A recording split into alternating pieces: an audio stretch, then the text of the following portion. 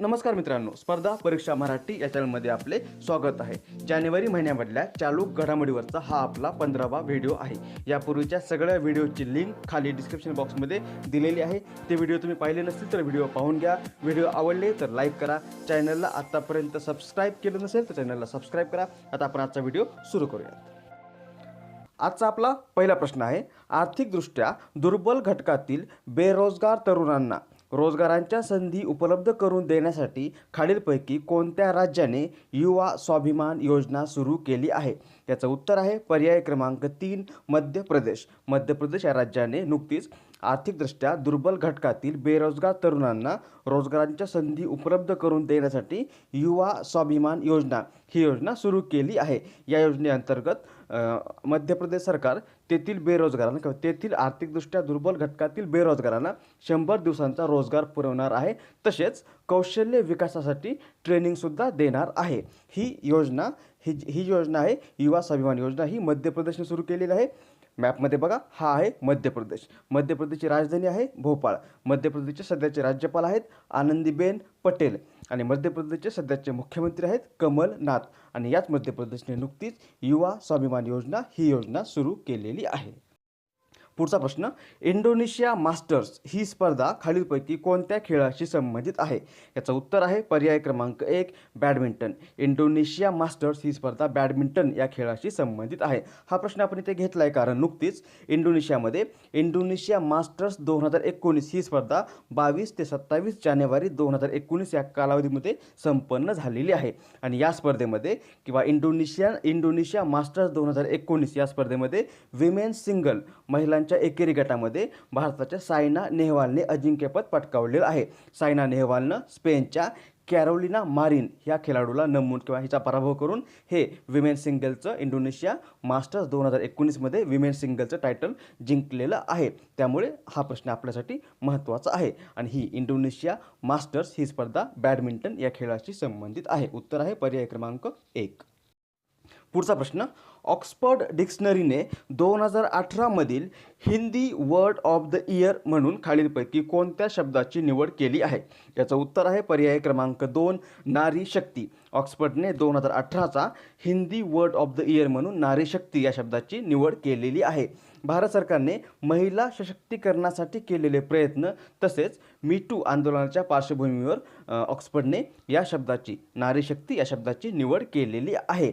उत्तर आहे पर्याय क्रमांक 2 नारी शक्ती. यापूर्वी म्हणजे 2017मध्ये ऑक्सफर्ड डिक्शनरीने आधार या शब्दाची निवड केली होती आणि आता 2018मध्ये 2018साठी Hindi word of the year म्हणून नारी शक्ती या शब्दाची निवड केलेली आहे. उत्तर आहे पर्याय क्रमांक 2. नेक्स्ट, ऑस्ट्रेलियन ओपन टेनिस स्पर्धेत पुरुष एकेरी गटात खालीलपैकी कोणी अजिंक्यपद पटकावले आहे? उत्तर आहे पर्याय क्रमांक 1 नोवोक जॉकोविच. नोवोक जॉकोविचने ऑस्ट्रेलियन ओपन मेन्स सिंगल हे टायटल जिंकलेलं आहे आणि हे टायटल नोवोक जॉकोविचने आतापर्यंत 7व्यांदा जिंकलेलं आहे किंवा 7व्यांदा जिंकून त्याने हा पराक्रम केलेला आहे किंवा विक्रम केलेला आहे.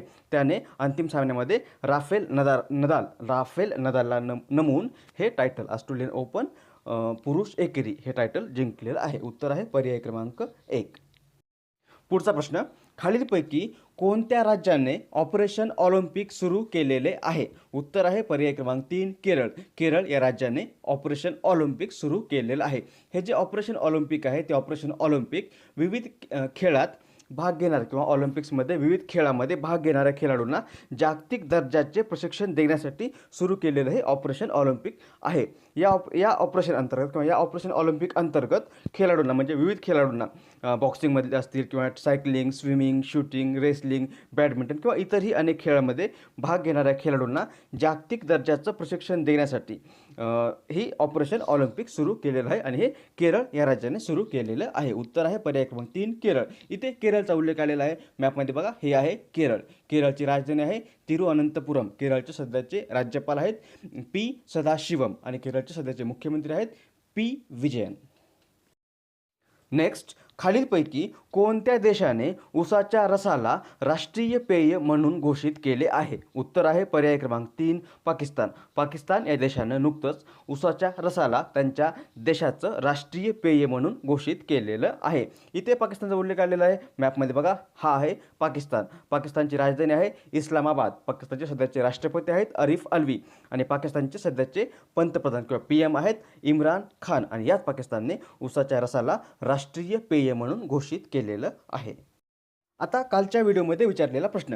कालच्या व्हिडिओमध्ये प्रश्न होता किंवा प्रश्न विचारला होता, सामान्यतः भारतात जन्म झालेल्यांना देण्यात येणारा भारतातील सर्वोच्च नागरी पुरस्कार भारतरत्न आतापर्यंत किती परदेशी नागरिकांना दिला गेला आहे? याचं बरोबर उत्तर आहे पर्याय क्रमांक 2.